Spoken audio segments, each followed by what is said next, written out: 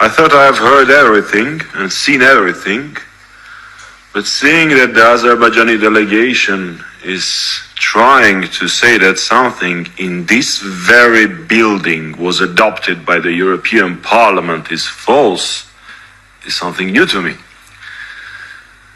Again, the Azerbaijani delegation reading the ICJ decision, ICJ court ruling, however they want.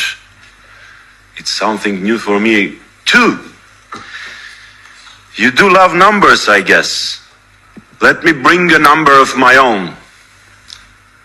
And this, what I'm talking about, happened less than a month ago in Europe.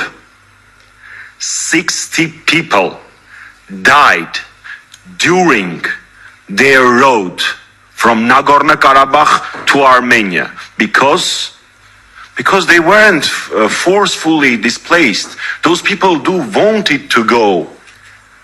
That's what are you suggesting, dear colleagues from Azerbaijani delegation? So people were not forced to move to Armenia, but it somehow happened that 60 people died during the road.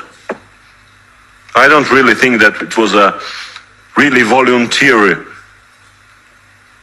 movement. Regarding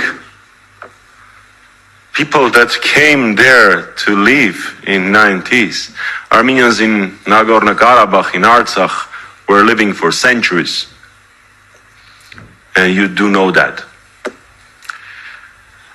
Regarding UN mission, and I won't be afraid to say that shameful mission, consistent of what members from Turkey, from Pakistan, that's not accepting Armenia as a state officially, and some others. Really good representation of United Nations.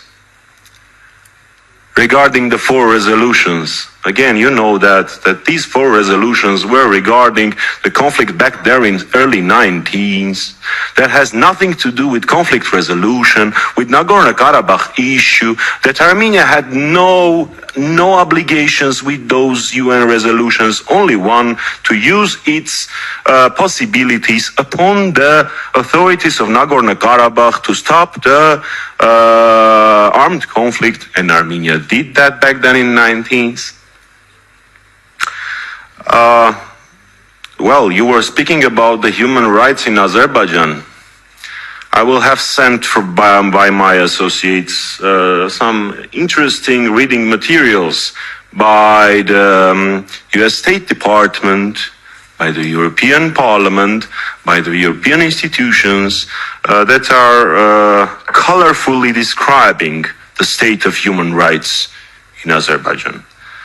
And again, speaking about the assistance to Armenia, well, right now, there are more than 100,000 forcefully displaced people in Armenia. People,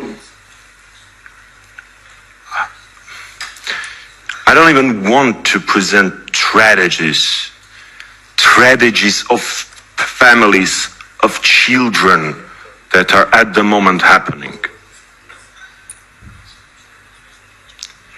You were blockading Nagorno-Karabakh, Artsakh, for 9 months. And afterwards, because of your aggressions, more than 100,000 people had to forcefully be driven to Armenia. And I again repeat this number, 60 people, more than 60 people died on the road. So, of course, you have registered for a vote, and there will be some more facts in brackets from Azeri delegation. But to that so-called facts, I will be more than happy to invite all of our colleagues to come to Armenia and to see those people, to listen what they had to come to been through. I don't want even to burden this discussion with facts and images of senior citizens killed, tortured, women raped. I don't think that's the time for that. What's written in that report is just the fraction of what happened this year. And Azerbaijan one day will have to answer for that.